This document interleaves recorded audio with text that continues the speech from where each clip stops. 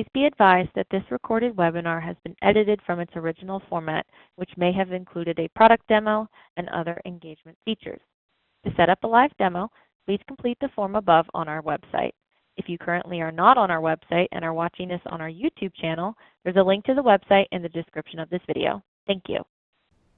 Hello everyone and welcome to today's webinar, ICANN 85 Insights from the Meeting in Mumbai, India. My name is Christy DeMayo-Ziegler and I will be your moderator. Joining us today is Gretchen Olive. Gretchen is the Vice President of Policy for CSC. For over 2 decades, Gretchen has helped global 2,000 companies devise global domain name and online brand protection strategies and is a leading authority on ICANN and .brand.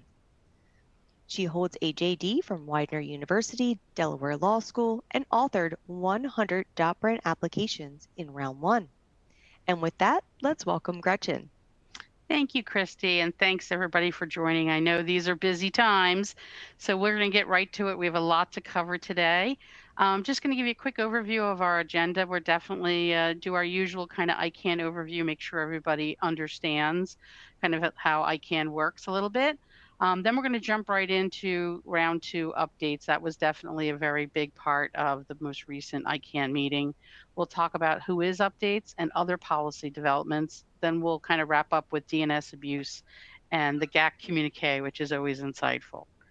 So if we first start with kind of our overview of ICANN, ICANN has 3 public meetings a year. Usually one in March, one in June, and then one in sort of the late October, early November timeframe.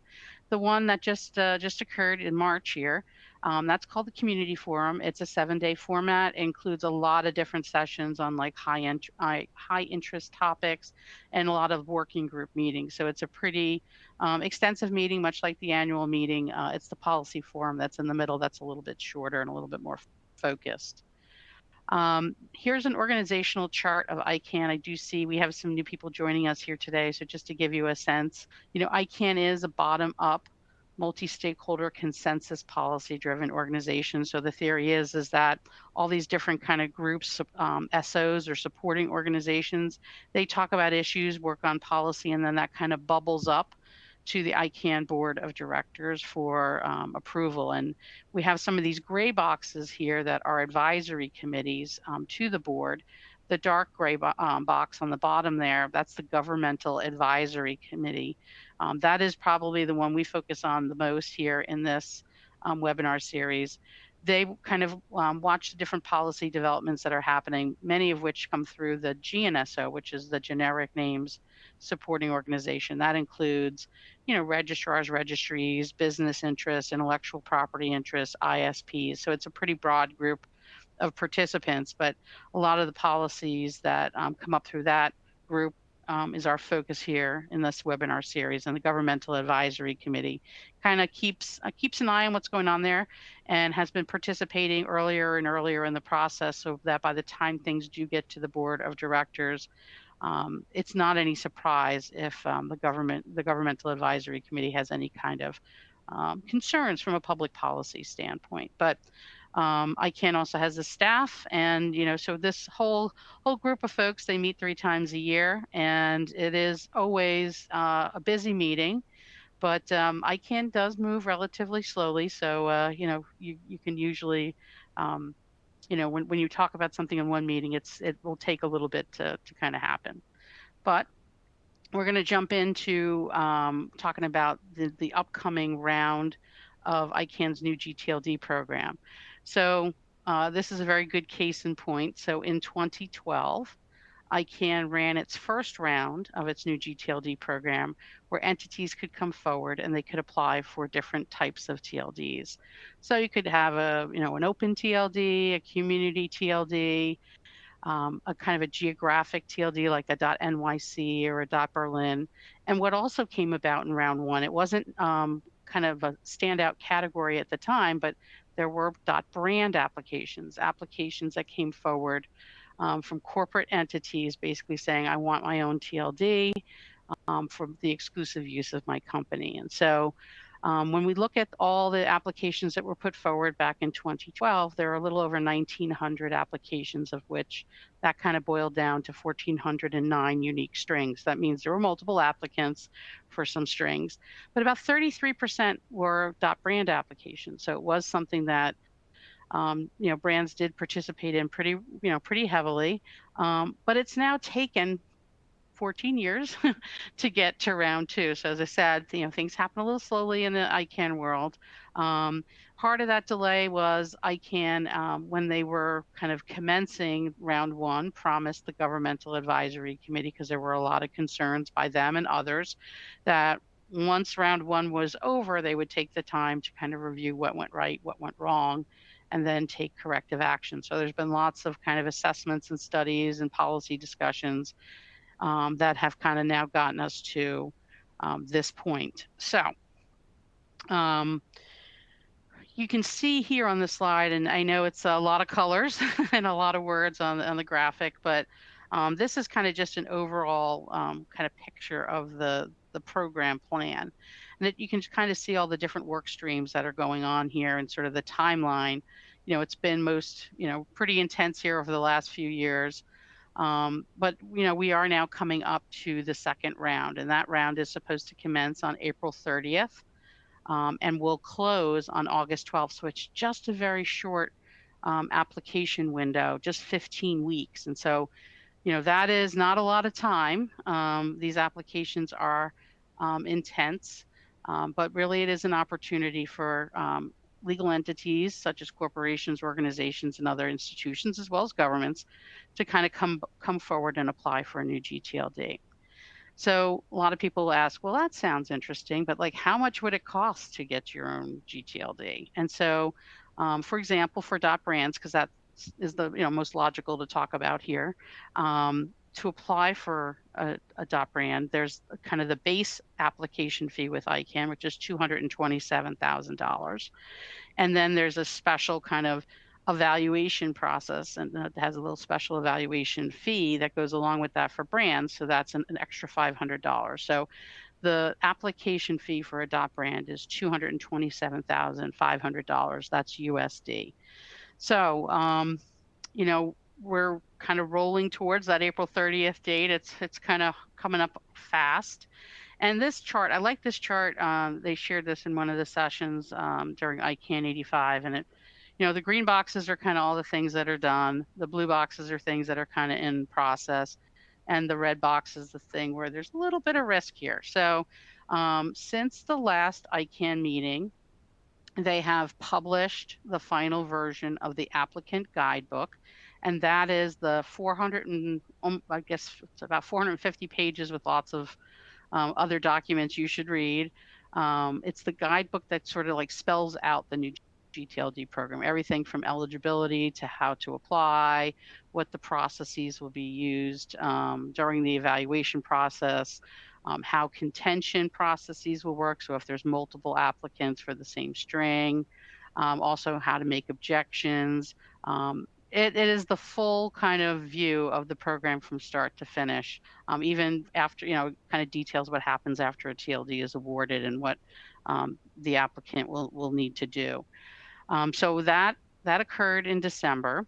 And then they've just recently, they published the what's called the registry agreement, which is the contract that applicants will need to sign with ICANN if they're awarded a TLD under this program. And actually at the end of this ICANN meeting, the ICANN board approved that registry agreement. So kind of all the fundamental pieces are in place for applicants. Now the one piece that's red is this application system. They call it TAMS. They've done the development for it, but they're still going through testing. So they're highlighting it as a potential, kind of risk for delay. But everything, we continue to hear that, things are on, they're on pace. They don't anticipate any problems, but they're just highlighting that, kind of testing is still going on. They had hoped to complete the testing by now.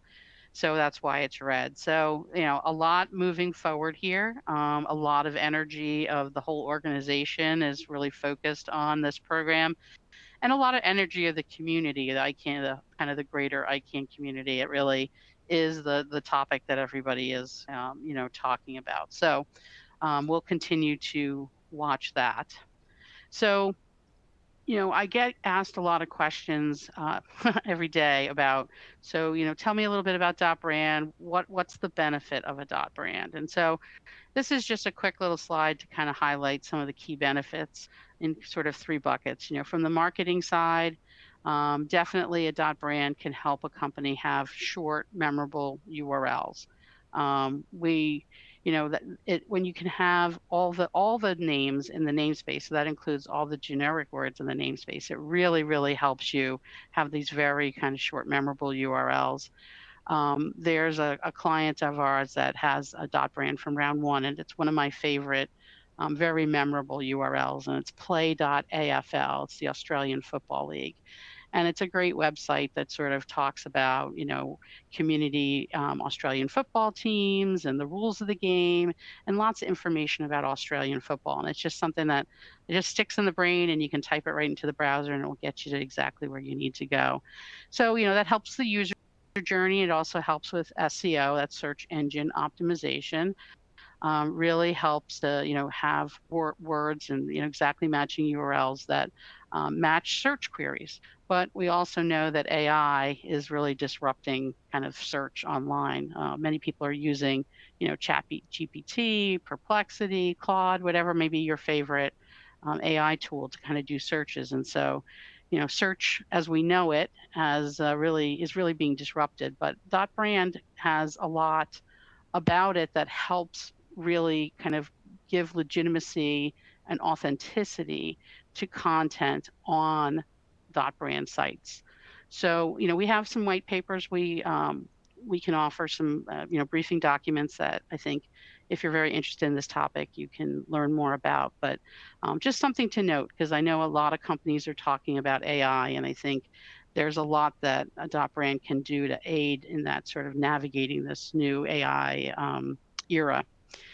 Dot brand also has a big benefit in security, really creating a secure and exclusive ecosystem, really a great opportunity to harden internal infrastructure. A lot of round one new gTLDs are doing that. We see them using it for things like VPN.brand, PKI.brand, login.brand, really where they can really close the loop very tightly to make sure that their company is secure.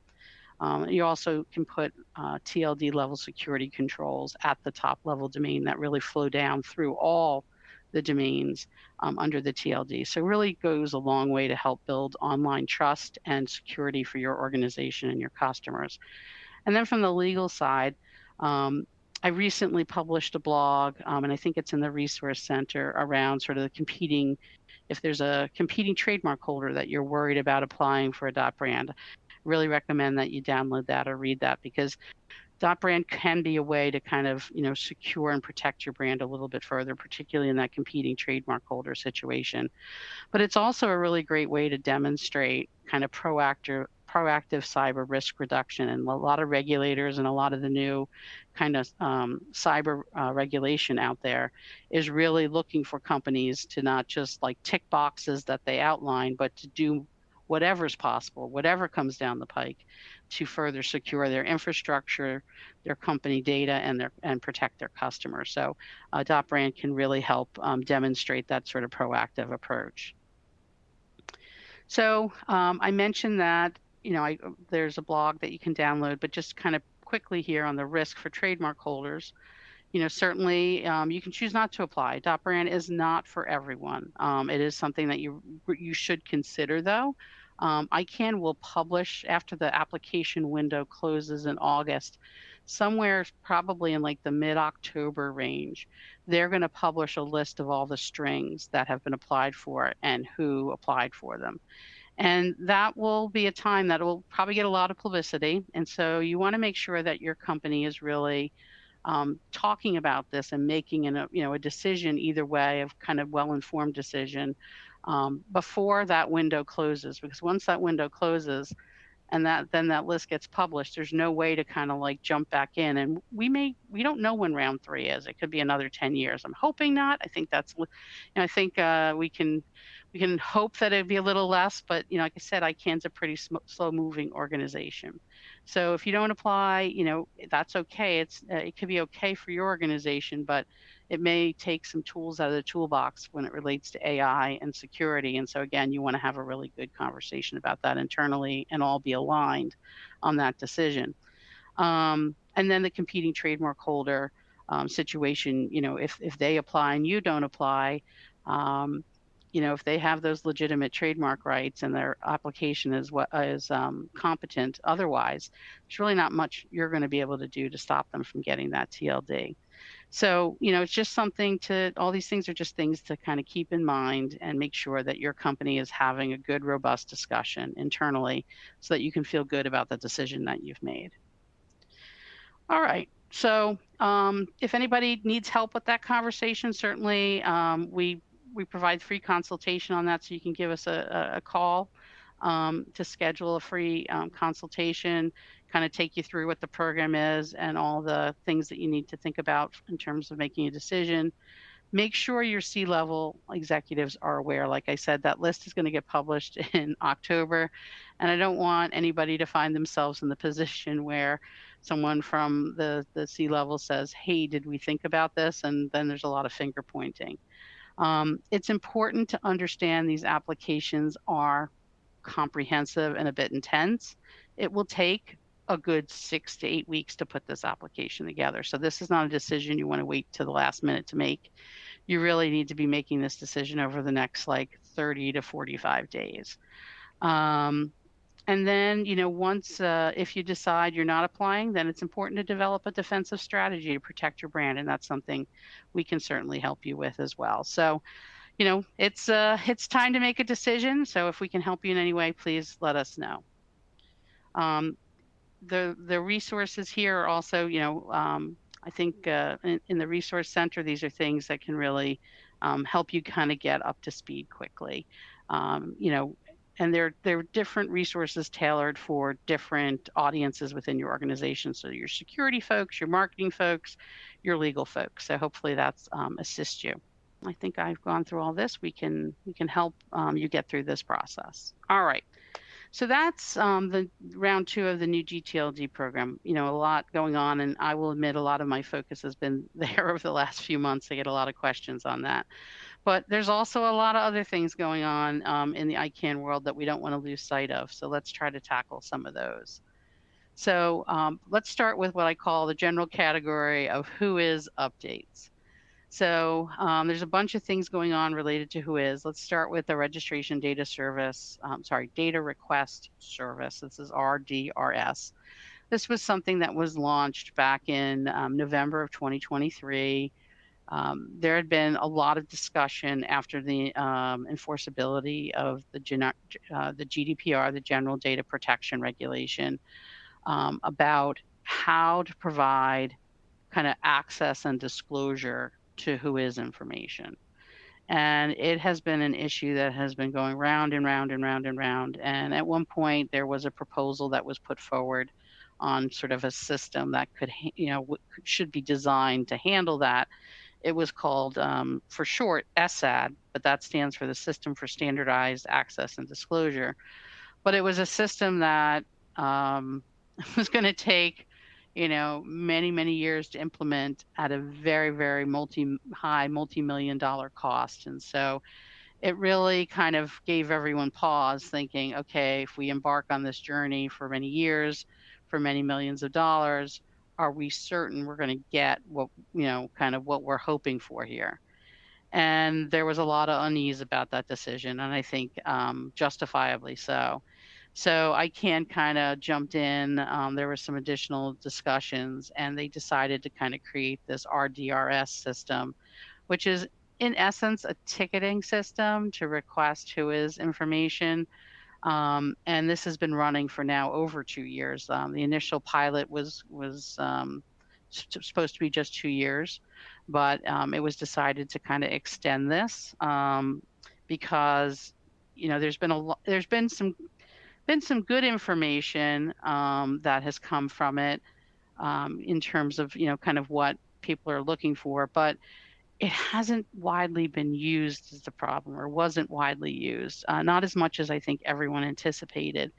And so after the kind of just as the 2 years was coming up, there was a committee that kind of got together and kind of tried to decide, like, what do we do with this? Did this work? Did it not work? What do we do? And so they came up with 6 recommendations, and kind of have them over the next couple of slides. And one of the big decisions made is kind of to continue the RDRS pilot beyond the initial 2-year time frame, kind of let it keep on going so data could be continue to be collected. But there was also kind of some things that were really glaring that needed to be addressed, that weren't really handled by RDRS. And that was sort of enabling authentication for kind of specific requester groups, like law enforcement is a really good example. Really hard to kind of distinguish like people could come into the system and say they were law enforcement, but there was really no way to kind of authenticate them or kind of verify them as law enforcement. There also were just kind of system issues. And so, like, wanting to have like APIs and other kind of request forms and things like that were, and maybe even get like ccTLDs to use this system. So there was a lot of kind of system enhancements that kind of were suggested throughout the pilot. And then just the feeling that there needs to be some additional kind of privacy policy work. The privacy proxy data. So that's when, there's a service, a privacy proxy service that is kind of providing WHOIS to shield the kind of who the registrant is. It's kind of a masking service, if you will.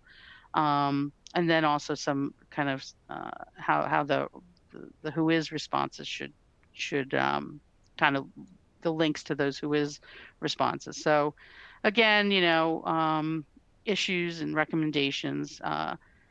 So they also, another kind of key recommendation was, after the pilot, they were kind of supposed to go back and look at the SAD recommendations and then kind of the experience with the RDRS and figure out, okay, where do we go from here? And so, I think that the feeling is that, kind of needed to go back and look at those really deeply, and really was all that was recommended. Kind of the feeling was all that was recommended probably wasn't necessary. And so, they want to also maintain kind of the RDR standing committee because they have a certain amount of expertise in this area. So these were the recommendations that came after the kind of like as the pilot initial period was kind of rolling up.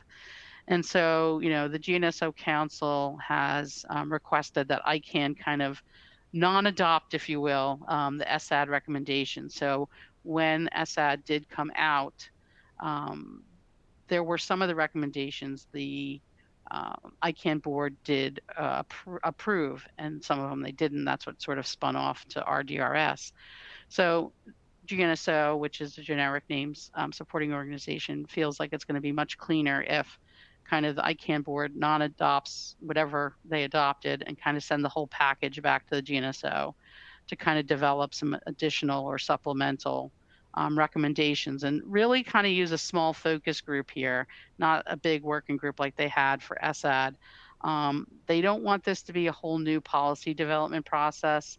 For those of you who kind of follow this webinar series, these PDPs, they're called, they can last years, and that's not what they're looking for. They're really looking for this to be kind of like a several month effort and not a several year effort. So we'll see what happens here, but this is where we are on the RDRS. So more to come for sure. One of the big issues around, kind of even embedded in RDRS has been this urgent request for disclosure of registration data. And so this often comes from law enforcement and they need it like ASAP, but many, there's no kind of like exact timeline that's been provided in any way to sort of identify again or verify law enforcement agencies and actors. So it's been hard for registrars and registries to kind of there's a lot of inconsistency in terms of like how things are handled. And so, there's definitely that need for an authentication mechanism. And I think, there's kind of been two identified. There's sort of a short-term solution of providing registrars a list with contacts. And then there's a longer-term solution to kind of like try to integrate this potentially RDRS or some other system into, some other ICANN system into these with different law enforcement agencies so that, there can be that authentication done. That's kind of percolating. That hasn't been, that long-term solution. That's there's not been a ton of progress on that. I think definitely the list thing is being worked on, and we're expecting registrars are expecting a list, through ICANN at some point in 2026 here. But on the policy track side, there really needs to be kind of a clearer definition of what's an urgent request and kind of who qualifies as an authenticated requester, and kind of establish timelines. And, you got to give these guidelines to registrars and registries so that they can, meet those requirements. Otherwise, you are going to get kind of inconsistent responses. And, certainly if something is an urgent request, I think there's no one who would argue they want to help and they want to get that information to people, to law enforcement as soon as possible.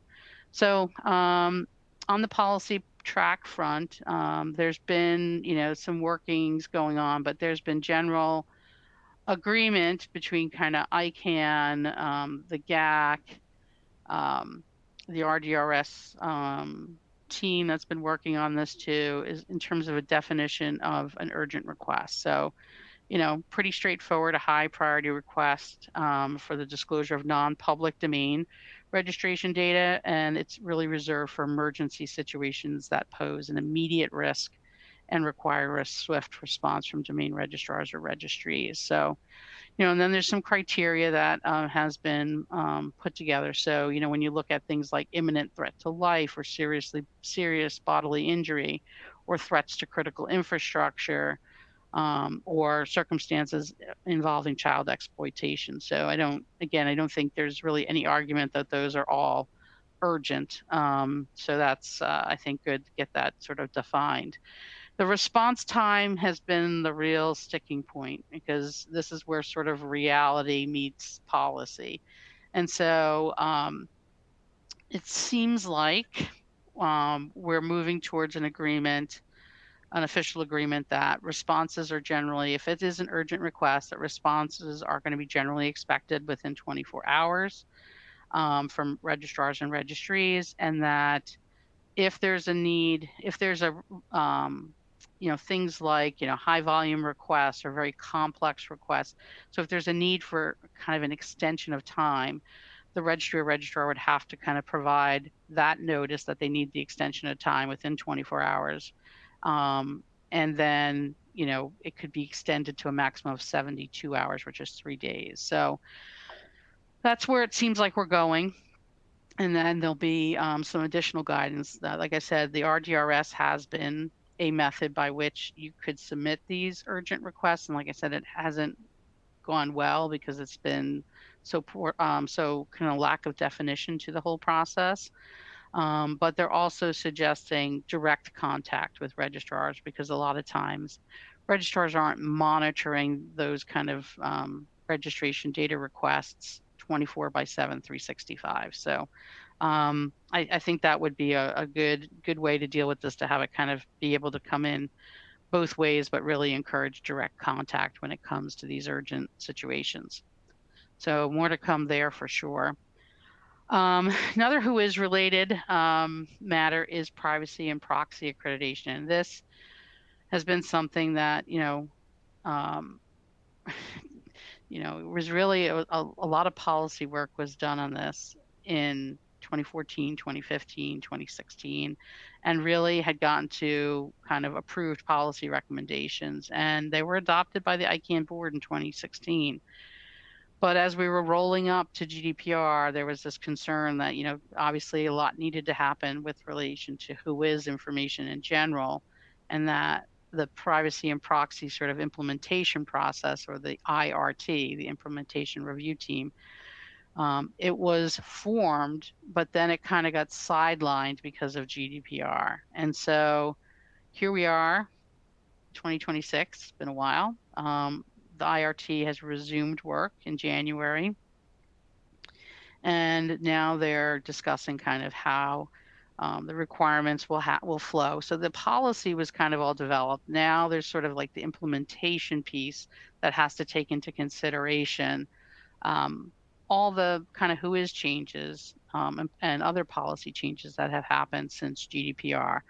So, the goal here is, ICANN staff will kind of generate the first kind of draft consensus policy, and then the IRT will kind of work through that to review it, to discuss it, to, get it to where it needs to be so that it can actually be rolled out. So good news is it's back being worked on. It's been on the back burner for quite some time, and I know many in the community feel like that privacy and proxy registrations, we really need an accreditation process so that folks who do that work can also be held accountable to ICANN requirements when it comes to kind of who is and disclosure of who is for specified circumstances. So I'm encouraged to see this back. I'm hoping that this is not another 2-year effort after here. Hopefully within the year we can kind of get this moving along.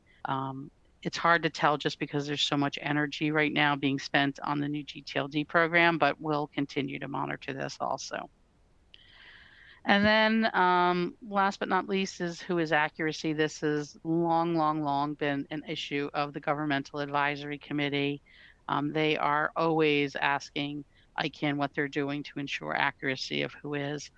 As many of you know, the domain system is largely a self-service system. Most folks, when they go and register a domain name, with the exception of corporations who typically work with corporate registrars. But, most other folks will just go online, set up an account with a credit card and, register a domain name, and they can put whatever they want in the who is. And so that's always been a problem, and how to kind of like ensure accuracy. And we've had years and years and years of discussion of this. The GAC and the GNSO have been really involved in this. And there's been kind of the scoping team that's been around since 2022. But now, as of last year, they kind of came up with these threshold questions on accuracy to kind of make sure that they're kind of scoping this properly. So they did, come up with the threshold questions, and then a preliminary issue report was issued in September 2025. And now the final issue report is pending. So we'll be watching for that. But really the goal of that is to launch an actual PDP that will address some of these kind of threshold questions of like shortening the amount of time for registrars to validate registration data, kind of providing additional education, also kind of talking about when a domain name is suspended due to data inaccuracy, and then also finally closing the scoping team. So it is an issue that continues to linger. I will tell you that I've been attending ICANN meetings since 2020. 2000. Oh my gosh, it's been 26 years since 2000, and I can remember my very first ICANN meeting. The big topic was who is. So it is just an issue that continues to, has many forms and continues to be something that plagues the industry just to get it right. So continue to monitor this. Then we have internationalized domain names. This was an expedited policy development process that ICANN kind of identified as something that needed to be completed before this next kind of new gTLD round that's coming up here in April. And it was really to, focus on topics that kind of gave greater definition on what IDNs are, and also how to handle variant management, and then how to kind of handle that in second level domain names. So we are at a point where they've are addressing kind of the remaining phase one recommendations that are not related to the 2026 round. The ones that were related to the 2026 round have already been baked in to the applicant guidebook. So starting to move, starting to kind of like wrap this up. IDNs are international domain names. For those of you who might not know what that is, if you see a domain name that is not in kind of Latin characters or ASCII characters, they're in another language script. So like Japanese, Chinese, Hindi.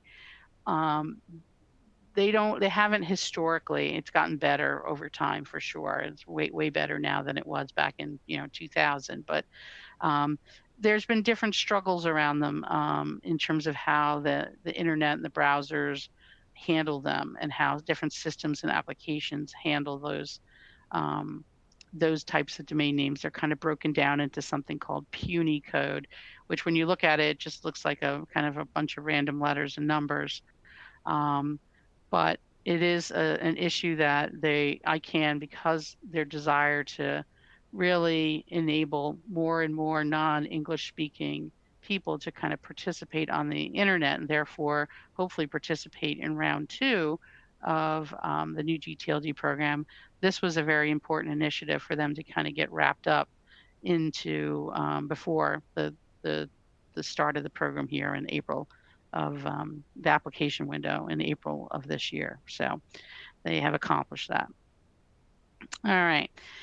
Then we have a new PDP, which it is something that I think, we'll be talking more and more about, not only because it's a new PDP, but, as the next round of new gTLDs kind of get underway, we eventually at some point will have a bunch of new TLDs, and that will include a bunch of new open TLDs. And, in the first round of the new gTLD program, ICANN did introduce some new rights protection mechanisms, things like the trademark clearinghouse, things like the uniform rapid suspension system, things like that were really designed to kind of protect trademark rights in the domain name system. And I think by and large those were helpful. Were they perfect? No, but were they helpful? I think a lot of people did feel like those were helpful. But in 2016, the GNSO Council did launch a policy development process to kind of review those rights protection mechanisms that were in the new gTLD program, to really assess whether those mechanisms fulfilled their intended purpose. And there is some work that's being done here now. ICANN is collaborating with the implementation review team to kind of implement some phase 1 policy recommendations that were done as a result of that sort of assessment that was kind of post round 1 assessments that they did of kind of what went right, what went wrong, and kind of what corrective action is needed. And they kind of divided it into 5 implementation groups. ICANN loves phases and different implementation groups. So, kind of broadly here, they have a few that they've kind of already completed. So if you look at 2 and 3, I think, yep. So educational materials and kind of the uniform rapid suspension contact data recommendation, those 2 things have been, implementation has been completed. But there's still some work going on related to updates to procedural documents, data collection, and new compliance mechanisms for URS participants. So they're working on, finalizing that, and they're working to kind of work through phase 1 recommendations implementation through the end of Q2 of 2026. So this is work in progress and something that we'll continue to follow as well. Then we can't have an ICANN meeting without talking about DNS abuse. This is, if I had to kind of look across the industry, the industry and ICANN specifically and say, like what are the most important issues that they're handling, and that need to be addressed. Certainly like this urgent requests thing, that's very important, but DNS abuse as a whole is a critical topic, not only for, the ICANN community, for all of us, right? And all our organizations, all types of kind of industry participants and that are in organizations that are involved in the internet. I mean, DNS abuse is not slowing down. And it is something that, technology will always be ahead of policy, unfortunately. And especially with the emergence of AI, the abuse is happening faster and, in greater volume. And so, in every corner of the universe, we all have to work hard, I think, to figure out how we catch up to this and get ahead of it. It's not only for, it's not only the right thing to do, it's critical for, the internet to continue to be a place where people feel like they can conduct business and they can trust what they see online. It is really, really important that we do more here. And so, the GAC has been super vocal about DNS abuse and really pushing ICANN to do more. Governments obviously have a huge stake in this issue.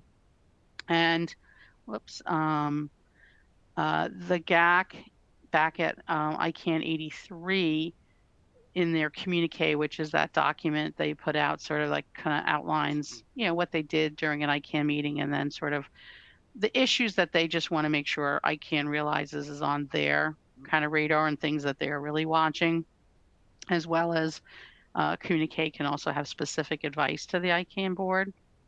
But in their 83 communique, they did provide that formal advice to the ICANN board on DNS abuse. There's certainly been a lot of talk, but the GAC urged the GNSO Council to prepare for the launch of a targeted, narrowly scoped policy development process on DNS abuse before the meeting that happened in Dublin late last year.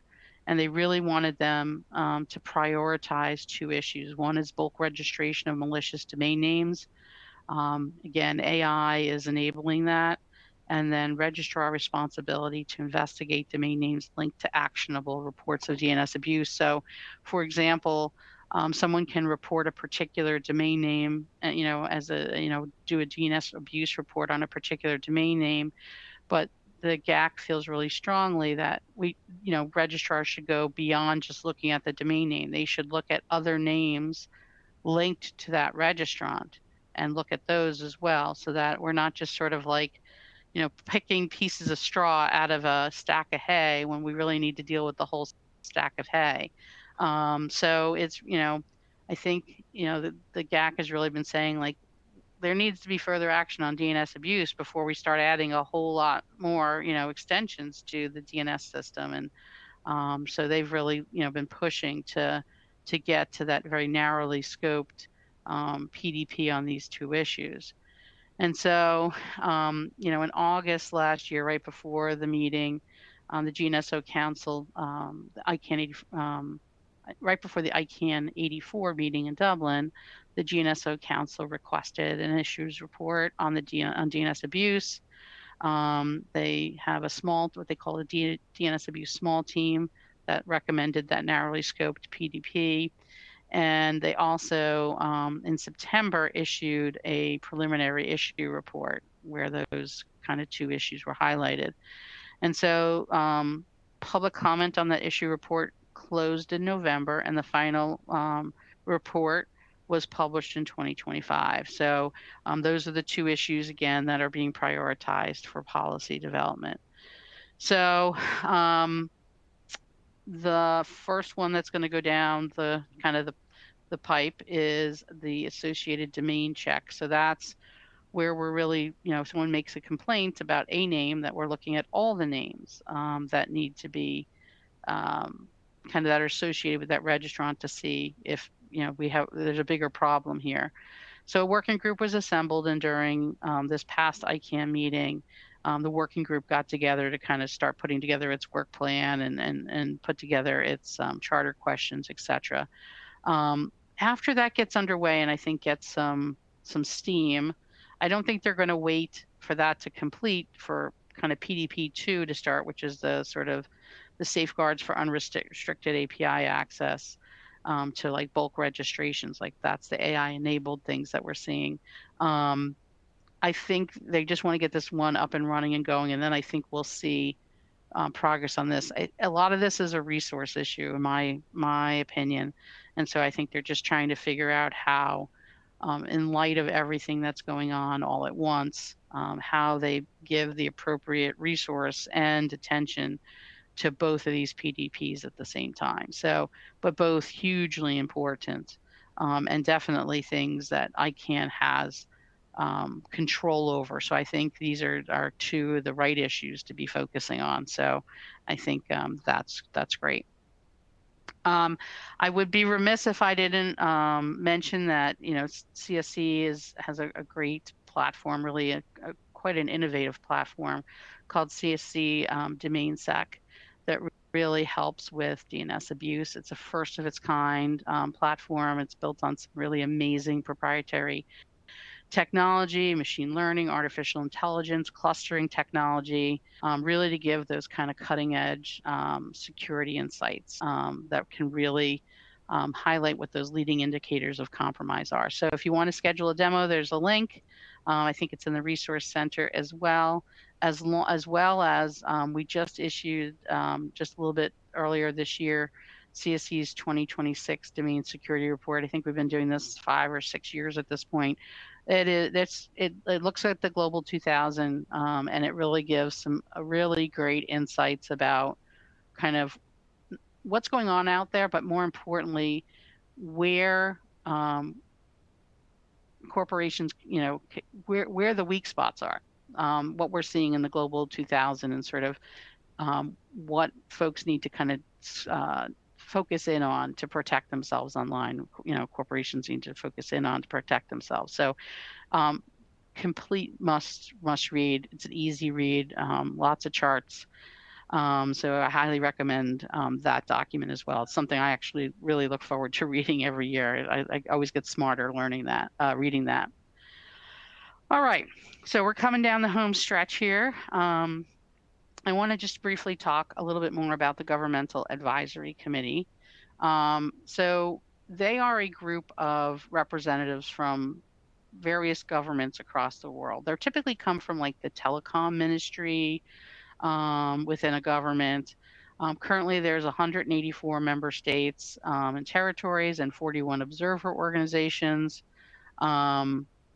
And they get a very good amount of participation each ICANN meeting. So they come there in force, and they spend the week together. This meeting was a 7-day meeting, and they spend the week together really combing through all that's going on in ICANN and providing that sort of public policy view on things that are going on. And over the last 10 years, and really, as we got through the first round of the new gTLD program, the GAC really came into its own. They really became a force within the ICANN community, a lot more vocal, a lot more integrated, a lot more, I would call them like kind of the bellwether of how things are going and what needs to be focused on. And so I always say, like, if you watch the GAC, you'll have a pretty good sense of how things are going. They will highlight what's going right, what's going wrong, and what needs to get done. And it's pretty spot on each and every time in their communique. So it's something that I pay a lot of attention to. So just to give you a sense of what they felt, what they were feeling after this meeting is, These are what they list as their issues of importance. And so domain name registration data, this is all the who is stuff that they continue to just really, they're persistent and they are determined that, more has to be done to tighten up the rules around who is. And so particularly the urgent requests for disclosure of registration data, as we discussed, very, very important. And they want to see ICANN get that nailed down, as well as kind of like the RDRS, how kind of access is going to happen in the future, as well as the privacy proxy services. Number 2 on the board, and I would say it's probably tied for number 1, is DNS abuse mitigation. So very important. And again, you can see how focused the GAC is on that with some of their recommendations here to ICANN. And then they're very focused on round 2 of the ICANN gTLD program. Going into the first round, they were very, very unhappy, the GAC. They were very much trying to put the brakes on the program, and did for a long time. There were many things that they came to the table with that say, you need to do this before you launch the program. No, now you need to do this before you launch the program. And a lot of people, some people in the community felt like, they were kind of coming at the 11th hour with some of those issues, but they were important issues. And so I think this time around, there have been far more kind of participation along the way. And I think the GAC has definitely been far more vocal and more kind of involved in expressing what they'd like to see. But, they continue to talk about the importance of getting more non-English speaking, more kind of emerging economies, more of a diverse population onto the internet. And so, there's been an applicant support program to try to help people who, don't have the know-how, don't have the resources, both financial and sort of like technical. There's been an applicant support program that ICANN's been running to kind of capture interest from that community to see, and kind of qualify them for assistance. The GAC is very, wants to see more kind of community-based TLDs where, it's representing, different communities that exist out there. I think, like .catalan is, I think, a really good example. Like that was one, in the first round that came about, represents a very, distinct community in Spain, and they're really around the world. But it really was something that the GAC wants to see more and more of those sort of like cultural, geographic communities joining the internet. They're also concerned about, like making sure that this application system, or TAMS, is solid. And so they're really, kind of making sure, like, get the testing done. Let's not rush it. Let's do all the right things. And, some other items that are sort of more to, to geographic issues and sort of like non, IDN type TLDs. So, they're really focused on quite a range of issues when it comes to the new gTLD program, but it's in their top 3 this second round. And then they're also, just wanting to encourage the continued work around the UDRP, governance of regional internet registries, the root service system, and something called the ICANN review of reviews. It's ICANN has scheduled reviews of the community and how it operates and different processes. And now there's there's a review of how the review process happens. And so it's a little bit of a, something that's got people concerned that these reviews have been delayed because we've been talking about how to do the review. So I think, we'll hear more about that. But in this communique, the GAC did not provide any formal advice. So that's, I think, now 3 straight ICANN meetings, which unbelievable. There's no formal advice for the board, but they certainly still have a number of issues. So if I were to look at the communique, I would say, the GAC is, has, DNS abuse and, making sure these urgent requests get done. They've got their eye on the ball with the new gTLD program, but they haven't put up any major red flags. So it seems like all systems are kind of go, if you will, from the GAC perspective on moving forward with the start of the program on April 30th. So that's sort of the tea leaves I'm reading from their report.